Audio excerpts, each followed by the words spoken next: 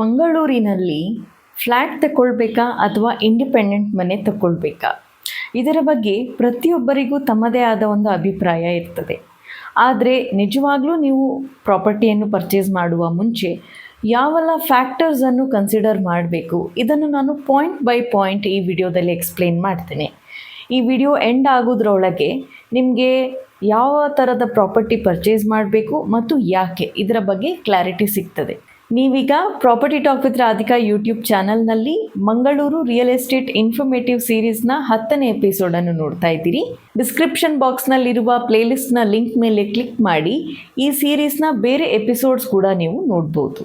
Episode 9ನಲ್ಲಿ ನೀವು ಮನೆ purchase ಮಾಡಲು ಆಲೋಚನೆ ಮಾಡುವ ಮುಂಚೆ ಯಾವ 5 ಸ್ಟೆಪ್ಸನ್ನು ಫಾಲೋ ಮಾಡಬೇಕು ಅಂತ ಹೇಳಿದ್ದೆ. ಈಗ ಈ ವಿಡಿಯೋದಲ್ಲಿ ನನಗೆ ಹೈಯೆಸ್ಟ್ ಕೇಳಲಾಗುವ ಒಂದು ಕಾಮನ್ ಕ್ವೆಶ್ಚನಿಗೆ ಆನ್ಸರ್ ಮಾಡುವ ಪ್ರಯತ್ನ ಪಡ್ತೇನೆ. ಅದೇನು ಹೇಳಿದರೆ, ಇಂಡಿಪೆಂಡೆಂಟ್ ಮನೆ ತೆಕ್ಕೊಳ್ಬೇಕಾ ಅಥವಾ ಫ್ಲ್ಯಾಟನ್ನು ತೆಕ್ಕೊಳ್ಬೇಕಾ ಅಂತ ಹೇಳಿ. ಈಗ ಫಸ್ಟ್ ಫಿಲ್ಟರಿಂಗ್ ಆಪ್ಷನ್ ಏನಾಗ್ತದೆ ಹೇಳಿದರೆ, ಅದು ಪ್ರೈಸ್. ಬಿಕಾಸ್ ನಮ್ಮ ಬಡ್ಜೆಟ್ ಆ ಮಾರ್ಕೆಟಲ್ಲಿ ಅವರು ಕೋಟ್ ಮಾಡುವ ಪ್ರೈಸಿಗೆ ಮ್ಯಾಚ್ ಆಗಬೇಕು ಹೇಳಿದರೆ, ಇದು ನಮ್ಮ ಫಸ್ಟ್ ಫಿಲ್ಟರಿಂಗ್ ಪಾಯಿಂಟ್ ಆಗ್ತದೆ. ಈಗ ನಾವೇನು ಮಾಡುವ ಹೇಳಿದರೆ, ನಮ್ಮ ಮಂಗಳೂರಿನ ಪ್ರಮುಖ ನಗರಗಳಾದ ಕದ್ರಿ, ಬಿಜೈ, ಮಣ್ಣಗುಡ್ಡ, ಲಾಲ್ಬಾಗ್, ಹಂಪನಕಟ್ಟ, ಕೊಡಿಯಲ್ಬೈಲ್ ಈ ಥರ ಲೊಕ್ಯಾಲಿಟೀಸಲ್ಲಿ ಹೊಸತ್ತು 1000 ಸ್ಕ್ವೇರ್ ಫೀಟ್ನ 2 BHK ಪ್ರಾಪರ್ಟಿಯನ್ನು ನಾವು ಕನ್ಸಿಡರ್ ಮಾಡುವ. ಫ್ಲ್ಯಾಟ್ ಆದರೂ ಸಹ ಅದು ಹೊಸತ್ತು 1000 ಸ್ಕ್ವೇರ್ ಫೀಟ್ 2 BHK ಆಗಿರಬೇಕು. ಮನೆ ಆದರೂ ಕೂಡ ಅದು 1000 ಸ್ಕ್ವೇರ್ ಫೀಟ್ನ 2 BHK ಹೊಸ ಮನೆ ಆಗಿರಬೇಕು. ಎಷ್ಟು ಪ್ರೈಸ್ ಆಗ್ಬೋದು ಇದನ್ನು ನಾವು ಪರ್ಚೇಸ್ ಮಾಡಬೇಕಿದ್ರೆ ಮಂಗಳೂರಿನ ಈ ಪ್ರಮುಖ ಲೊಕ್ಯಾಲಿಟೀಸ್ಗಳಲ್ಲಿ ಅಂತ ಹೇಳಿ. ಈಗ ಫಸ್ಟ್ ಫ್ಲ್ಯಾಟ್ ತಗೊಳ್ಳುವ. 1000 ಸ್ಕ್ವೇರ್ ಫೀಟ್ನ 2 BHK ಫ್ಲ್ಯಾಟ್ ಹೊಸತ್ತು ಪ್ಲಸ್ ಬೇಸಿಕ್ ಅಮ್ಯುನಿಟೀಸ್ ಹೇಳಿದರೆ play area, car parking, security ಇದನ್ನೆಲ್ಲ ಸೇರಿಸಿ ನೀವು ಪರ್ಚೇಸ್ ಮಾಡೋದಿದ್ರೆ ವಿತ್ ರಿಜಿಸ್ಟ್ರೇಷನ್, ಡಾಕ್ಯುಮೆಂಟೇಷನ್ ಎಲ್ಲ ಚಾರ್ಜಸ್ ಸಮೇತ ನಿಮಗೆ ಬಿಟ್ವೀನ್ 65 lakhs to 68 lakhs ಆಗ್ತದೆ. ಇದರಲ್ಲಿ ನಾನು ಇಂಟೀರಿಯರ್ಸನ್ನು ಎಕ್ಸ್ಕ್ಲೂಡ್ ಮಾಡಿದ್ದೇನೆ. ಹೊಸ ಪ್ರಾಪರ್ಟಿ ವಿತ್ ಅಮ್ಯುನಿಟೀಸನ್ನು ಮಾತ್ರ ನಾನು ಕನ್ಸಿಡರ್ ಮಾಡಿರೋದು ಫ್ಲ್ಯಾಟ್. ನೆಕ್ಸ್ಟ್, ಈಗ ಇದೇ 1000 ಸ್ಕ್ವೇರ್ ಫೀಟ್ನ 2 BHK ಇಂಡಿಪೆಂಡೆಂಟ್ ಮನೆ ನಿಮಗೆ ಬೇಕು ಹೇಳಿದರೆ, ನಿಮಗೆ 1000 ಸ್ಕ್ವೇರ್ ಫೀಟ್ನ ಮನೆ ನೀವೇ ಬೇಕಿದ್ರೆ ಕಟ್ಟಿಸಿ, ಅಥವಾ ನೀವು ಕಟ್ಟಿರುವುದನ್ನು ಹೊಸ ಪ್ರಾಪರ್ಟಿಯನ್ನಾದರೂ ಪರ್ಚೇಸ್ ಮಾಡಿ, ಇಂಡಿಪೆಂಡೆಂಟ್ ಮನೆ ಅನ್ನಾದರೂ ಪರ್ಚೇಸ್ ಮಾಡಿ. 1000 ಸ್ಕ್ವೇರ್ ಫೀಟ್ ಮನೆ ಇರಬೇಕು ಹೇಳಿದರೆ ಮಿನಿಮಮ್ 3 cents ಜಾಗ ಬೇಕು. ಬಿಕಾಸ್ ನೀವು CDP ರೂಲ್ಸ್ ಪ್ರಕಾರ ಸೆಟ್ ಬ್ಯಾಕ್ ಎಲ್ಲ ಕೊಡಲಿಕ್ಕೆ ಇರ್ತದೆ. ಸೆಟ್ ಬ್ಯಾಕ್ ಕೊಟ್ಟು ಮತ್ತೆ ಮನೆ ಕಟ್ಟೋದು ಅಂತ ಹೇಳಿದರೆ 1000 ಸ್ಕ್ವೇರ್ ಫೀಟ್ ಇದು ಮನೆ, ನಾನಿಲ್ಲಿ ಬಿಲ್ಟಪ್ ಏರಿಯಾ ಹೇಳ್ತಾ ಇರೋದು. ನಿಮಗೆ 1000 ಸ್ಕ್ವೇರ್ ಫೀಟ್ ಬಿಲ್ಟಪ್ ಏರಿಯಾ ಬೇಕು ಹೇಳಿದರೆ ಲ್ಯಾಂಡ್ ಏರಿಯಾ ಅಟ್ಲೀಸ್ಟ್ 3 cents ಇರಬೇಕು. ಈ ಪ್ರಮುಖ ನಗರಗಳಲ್ಲಿ ನಿಮಗೆ ಸೆಂಟ್ಸಿಗೆ ಬಿಟ್ವೀನ್ 25 lakhs to 35 lakhs ತನಕ ವೇರಿ ಆಗ್ತದೆ. ಇನ್ನು ಮೇಲೆ ಸಹ ಹೋಗ್ಬೋದು, ಕಮರ್ಷಿಯಲ್ ಆರ್ ಸೆಮಿ ಕಮರ್ಷಿಯಲ್ ಆದರೆ.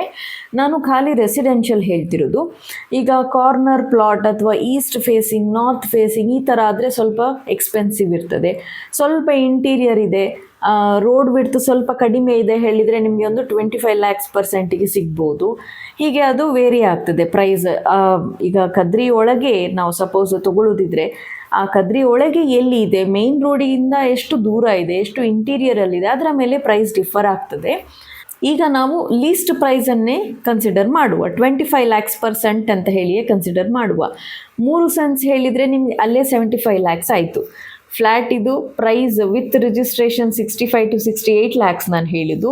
ಇಲ್ಲಿ ವಿದೌಟ್ ರಿಜಿಸ್ಟ್ರೇಷನ್ ಖಾಲಿ ಸೈಟ್ ಇದೆ ಕಾಸ್ಟ್ ನಿಮಗೆ 75 lakhs ಆಯಿತು. ನೆಕ್ಸ್ಟ್, ನೀವೀಗ ಕನ್ಸ್ಟ್ರಕ್ಷನ್ 1000 ಸ್ಕ್ವೇರ್ ಫೀಟ್ ಇದು ಮನೆ ಹೊಸತ್ತು ಕನ್ಸ್ಟ್ರಕ್ಷನ್ ಮಾಡಿಸೋದಾಗಿರಲಿ, ಹೊಸದಾಗಿ ಕನ್ಸ್ಟ್ರಕ್ಷನ್ ಮಾಡಿರೋದು ಪರ್ಚೇಸ್ ಮಾಡೋದಾಗಿರಲಿ, ನಿಮಗೆ ಅಟ್ಲೀಸ್ಟ್ ಮನೆ ರಿಜಿಸ್ಟ್ರೇಷನ್, ಡೋರ್ ನಂಬರ್ ಮತ್ತು ಡಾಕ್ಯುಮೆಂಟೇಷನ್ ಚಾರ್ಜಸ್ ಎಲ್ಲ ಸೇರಿಸಿ ಫೈನಲ್ ನಿಮಗೆ ಅಟ್ಲೀಸ್ಟ್ ಒಂದು 35 lakhs ಆಗ್ತದೆ.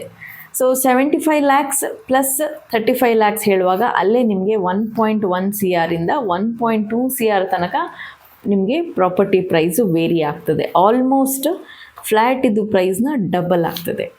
ನೀವು ಮಕ್ಕಳನ್ನು ಹೊಂದಿರುವ ವರ್ಕಿಂಗ್ ಕಪಲ್ ಆಗಿದ್ದರೆ ಸೆಕ್ಯೂರಿಟಿ ನಿಮ್ಮ ಫಸ್ಟ್ ಪ್ರಿಯಾರಿಟಿ ಆಗ್ತದೆ. ಈಗ ನೀವು ಒಂದು ಫ್ಲ್ಯಾಟನ್ನು ಪರ್ಚೇಸ್ ಮಾಡಿದರೆ ನಿಮಗೆ ಸೆಕ್ಯೂರ್ಡ್ ಪ್ಲೇ ಏರಿಯಾ ಇರ್ತದೆ ಮತ್ತು ಸೆಕ್ಯೂರಿಟಿ ಗಾರ್ಡ್ ಇರ್ತಾರೆ.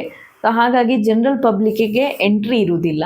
ಪ್ಲಸ್ ಸೊಸೈಟಿ ಫಾರ್ಮ್ ಆಗಿರ್ತದೆ, ನಿಮ್ಮ ಮಕ್ಕಳ ಪರಿಚಯ ಸುಮಾರು ಜನರಿಗೆ ಫ್ಲ್ಯಾಟಲ್ಲಿ ಇರ್ತದೆ. ಹಾಗಾಗಿ ಮಕ್ಕಳ ಮೇಲೆ ಅವರು ಕೂಡ ಅಟೆನ್ಷನ್ ಇಡ್ತಾರೆ, ಅವರ ಮಕ್ಕಳು ಕೂಡ ಅಲ್ಲಿ ಆಟ ಆಡಲಿಕ್ಕೆ ಬರ್ತಾರೆ. ಈ ಎಲ್ಲ ಫ್ಯಾಕ್ಟರ್ಸ್ ನಿಮಗೆ ಅನುಕೂಲ ಆಗುವಾಗೆ ಇರ್ತದೆ. ಆದರೆ ನೀವು ನಮ್ಮ ಹಾಗೆ ಪೆಟ್ ಪೇರೆಂಟ್ಸ್ ಆಗಿದ್ದರೆ ಆಗ ನಿಮ್ಮ ಪ್ರಿಯಾರಿಟಿ ಫ್ರೀಡಮ್, ಪ್ರೈವಸಿ ಮತ್ತು ಓಪನ್ ಸ್ಪೇಸ್ ಆಗ್ತದೆ. ಆಗ ಸೆಕ್ಯೂರಿಟಿಗೆ ನೀವು ನಿಮ್ಮದೇ ಪರ್ಸನಲ್ CCTV ಕ್ಯಾಮರಾ ಮತ್ತು ಸ್ಮಾರ್ಟ್ ಲಾಕಿಂಗ್ ಸಿಸ್ಟಮ್ಸ್ ಇರ್ತದೆ, ಮೋಷನ್ ಸೆನ್ಸರ್ಸ್ ಇರ್ತದೆ. ಈ ಥರ ಸುಮಾರು ಸೆಕ್ಯೂರಿಟಿ ಸಿಸ್ಟಮ್ಸ್ ಆಪ್ಷನ್ಸ್ ಅವೈಲೇಬಲ್ ಉಂಟು. ಅದನ್ನು ನಿಮಗೆ ಯಾವುದು ಸೂಟಬಲ್ ನೋಡಿ ನಿಮ್ಮ ಮನೆಗೆ ನೀವು ಅದನ್ನು ಪರ್ಚೇಸ್ ಮಾಡ್ಬೋದು, ಇನ್ಸ್ಟಾಲ್ ಮಾಡಿಸ್ಬೋದು. ಥರ್ಡ್ ಪಾಯಿಂಟ್ ಏನು ಹೇಳಿದರೆ ಮೇಂಟೆನೆನ್ಸ್. ಫ್ಲ್ಯಾಟ್ ಅಂತ ಹೇಳಿದಾಗ ನಿಮಗೆ ಮಂತ್ಲಿ ಮೇಂಟೆನೆನ್ಸ್ ಪೇ ಮಾಡಲಿಕ್ಕೆ ಇರ್ತದೆ. ಅದರಲ್ಲಿ ಸುಮಾರು ನೀವು ಯೂಸ್ ಮಾಡಿದ್ದಕ್ಕೆ ನೀವು ಮೇಂಟೆನೆನ್ಸ್ಗೆ ಪೇ ಮಾಡ್ತಿರ್ತೀರಿ. ಇನ್ನು ಕೆಲವು ಫ್ಯಾಕ್ಟರ್ಸ್ ನೀವು ಯೂಸ್ ಮಾಡ್ತಿರೋದಿಲ್ಲ, ಆದರೂ ಸಹ ನಿಮಗೆ ಪೇ ಮಾಡಬೇಕಾಗ್ತದೆ. But however the good part is ಹೆಚ್ಚಿನ ಮೇಂಟೆನೆನ್ಸ್ ಸೊಸೈಟಿಯವರು ನೋಡ್ಕೊಳ್ತಾರೆ. ಹಾಗಾಗಿ ಇಶ್ಯೂಸನ್ನು ನೀವೇ ಹೋಗಿ ಪರ್ಸ್ನಲಿ ಸಾಲ್ವ್ ಮಾಡಬೇಕು. ನಿಮ್ಮ ಆಫೀಸಿಗೆ half day leave or full day leave ತಗೊಂಡು ನೀವೇ ಅದಕ್ಕೆ ಜವಾಬ್ದಾರಿ ತಗೊಂಡು ನೀವೇ ಮುಂದೆ ಹೋಗಬೇಕು ಅನ್ನುವ ಅಗತ್ಯ ಇಲ್ಲ. Society will take care of it. But independent ಮನೆ ಆದರೆ ನೀವೇ ಬಾಸ್, ಹೌದು, ಮೇಂಟೆನೆನ್ಸ್ ಮಂತ್ಲಿ ಕಟ್ಟಲಿಕ್ಕೆ ಇರೋದಿಲ್ಲ. ಬಟ್ ಏನೇ ಬ್ರೇಕ್ ಡೌನ್ ಆದರೂ ನೀವೇ ಅದಕ್ಕೆ ಫುಲ್ ರೆಸ್ಪಾನ್ಸಿಬಿಲಿಟಿ ತಗೊಂಡು ಅದನ್ನು ಸಾರ್ಟ್ ಔಟ್ ಮಾಡಬೇಕಾಗ್ತದೆ. ನೆಕ್ಸ್ಟ್ ಪಾಯಿಂಟ್ ಏನು ಹೇಳಿದರೆ ಪ್ರೈಸ್ ಅಪ್ರಿಸಿಯೇಷನ್. ಒಂದು ಜನರಲ್ ಮಿತ್ ಇರೋದು ಏನು ಹೇಳಿದರೆ ಫ್ಲ್ಯಾಟ್ ಇದು ಪ್ರೈಸ್ ಅಪ್ರಿಷಿಯೇಟ್ ಆಗೋದಿಲ್ಲ ಹೇಳಿ. ಹಾಗೇನಿಲ್ಲ, ಫ್ಲ್ಯಾಟಿದು ಕೂಡ ಪ್ರೈಸ್ ಅಪ್ರಿಷಿಯೇಟ್ ಆಗ್ತದೆ, ಅದು ಒಳ್ಳೆ ಡಿಮ್ಯಾಂಡ್ ಇರುವ ಲೊಕ್ಯಾಲಿಟಿಯಲ್ಲಿ ಇದ್ದರೆ ಮತ್ತು ಅದು ಆದಷ್ಟು ಹೊಸತಿದ್ರೆ. ಅದು ಸ್ವಲ್ಪ ಹಳೇದಾಗ್ತಾ ಇದ್ದಾಗೆ ಬಿಲ್ಡಿಂಗ್ದು ಏಜ್ ಕನ್ಸಿಡರ್ ಮಾಡಿ ಸ್ವಲ್ಪ ವ್ಯಾಲ್ಯೂ ಡಿಪ್ರಿಷಿಯೇಟ್ ಆಗ್ತದೆ. ಆದರೆ ಇಂಡಿಪೆಂಡೆಂಟ್ ಮನೆ ಹೇಳಿದರೆ ನೀವು ಅದರಲ್ಲಿ ಯಾವುದೇ ಥರ ಮನೆ ಕಟ್ಟಿರಿ ಅಥವಾ ಮನೆ ಕಟ್ಟದಿದ್ರೂ ಆ ಲ್ಯಾಂಡ್ ವ್ಯಾಲ್ಯೂಗೆ ಡಿಮಾಂಡ್ ಇದ್ದೇ ಇರ್ತದೆ. ಸೊ ಲ್ಯಾಂಡ್ ವ್ಯಾಲ್ಯೂ ಅಪ್ರಿಷಿಯೇಟ್ ಆದ ಹಾಗೆ ನಿಮ್ಮ ಏನು ಕ್ಯಾಪಿಟಲ್ ಇರ್ತದೆ, ನೀವೇನು ಇನ್ವೆಸ್ಟ್ಮೆಂಟ್ ಮಾಡಿರ್ತೀರಿ ಅದು ಕೂಡ ಅಪ್ರಿಷಿಯೇಟ್ ಆಗ್ತದೆ. ಸೊ ಫ್ಲ್ಯಾಟ್ ಇದು ಪ್ರೈಸ್ ಅಪ್ರಿಷಿಯೇಟ್ ಆಗ್ತದೆ, but to certain number of years. ಅದಾದ ಮೇಲೆ ಲ್ಯಾಂಡ್ ವ್ಯಾಲ್ಯೂ ಒಟ್ಟಿಗೆ ಕಾಂಪೀಟ್ ಮಾಡಲಿಕ್ಕೆ ಆಗೋದಿಲ್ಲ.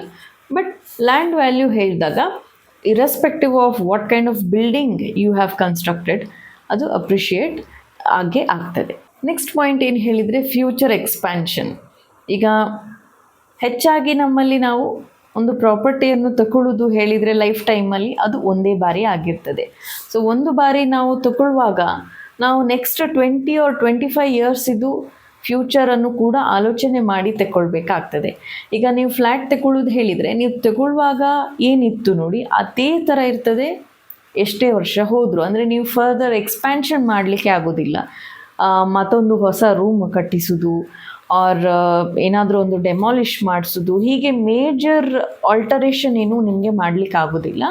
ಸೊ ಇಂಟೀರಿಯರ್ಸಲ್ಲಿ ಚೇಂಜ್ ಮಾಡ್ಬೋದು, ಫ್ಲೋರಿಂಗ್ಸ್ ಎಲ್ಲ ಚೇಂಜ್ ಮಾಡ್ಬೋದು, ಹೀಗೆ ಸಣ್ಣ ಪುಟ್ಟ ಚೇಂಜಸ್ ಮಾಡ್ಬೋದು.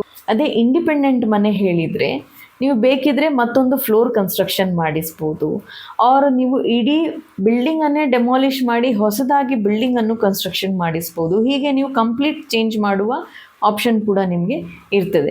ಸೊ ನಿಮ್ಮ ರಿಕ್ವೈರ್ಮೆಂಟ್ ಪ್ರಕಾರ ಫ್ಯೂಚರಲ್ಲಿ ನೀವು ಏನು ಬೇಕಾದನ್ನು ಚೇಂಜಸ್ ಮಾಡ್ಬೋದು. ಬಟ್ ಫ್ಲ್ಯಾಟ್ ಹೇಳಿದರೆ ನಿಮಗೆ ಹಾಗೆ ಮೇಜರ್ ಚೇಂಜಸ್ ಮಾಡಲಿಕ್ಕೆ ಆಗೋದಿಲ್ಲ.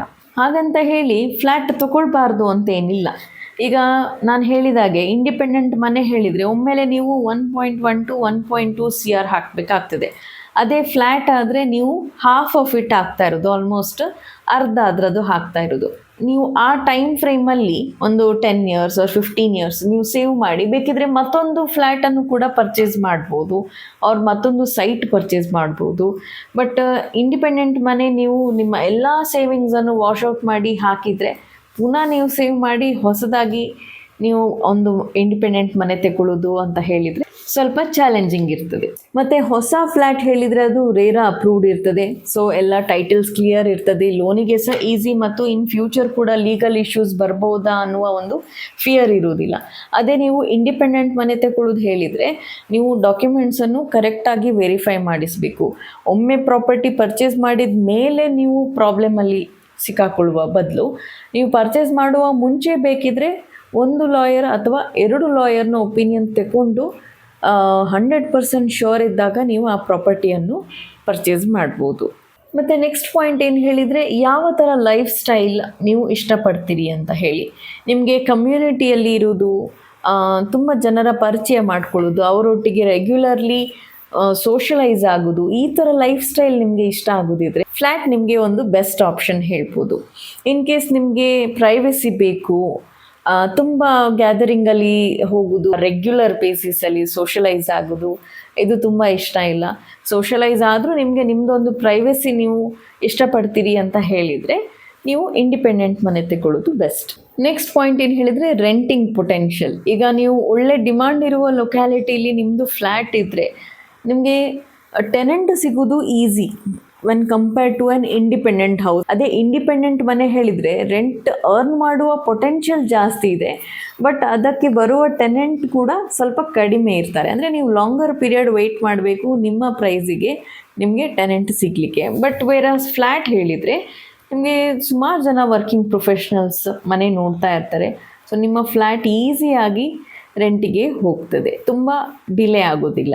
ಸೊ ಕನ್ಕ್ಲೂಷನ್ ಏನು ಹೇಳಿದರೆ ಫ್ಲ್ಯಾಟ್ ತಗೊಳ್ಬೇಕಾ, ಇಂಡಿಪೆಂಡೆಂಟ್ ಮನೆ ತಗೊಳ್ಬೇಕಾ, ಇದಕ್ಕೆ ಆನ್ಸರ್ ಏನು ಹೇಳಿದರೆ ಇದು ಕಂಪ್ಲೀಟ್ಲಿ ನಿಮ್ಮ ಲೈಫ್ ಸ್ಟೈಲ್ ಮತ್ತು ನಿಮ್ಮ ಬಡ್ಜೆಟ್ ಮತ್ತು ನಿಮ್ಮ ಲಾಂಗ್ ಟರ್ಮ್ ಪ್ಲ್ಯಾನ್ ಮೇಲೆ ಡಿಪೆಂಡ್ ಆಗ್ತದೆ. ಈ ವಿಡಿಯೋವನ್ನು ಪುನಃ ನೀವು ನಿಮ್ಮ ಫ್ಯಾಮಿಲಿಯೊಟ್ಟಿಗೆ ಕೂತು ನೋಡಿ ಈ ಎಲ್ಲ ಪಾಯಿಂಟ್ಸನ್ನು ಡಿಸ್ಕಸ್ ಮಾಡಿ ಒಂದು ಡಿಸಿಷನಿಗೆ ಬರೋದು ಉತ್ತಮ. ನೀವು ಏನು ಡಿಸೈಡ್ ಮಾಡಿದ್ದೀರಿ ಅಂತ ಹೇಳಿ ನನಗೆ ಕಾಮೆಂಟ್ ಬಾಕ್ಸಲ್ಲಿ ಹೇಳೋದನ್ನು ಮರಿಬೇಡಿ. ವಿಡಿಯೋವನ್ನು ಇಲ್ಲಿ ತನಕ ನೋಡಿದ್ದಕ್ಕೆ ತುಂಬ ಥ್ಯಾಂಕ್ಸ್.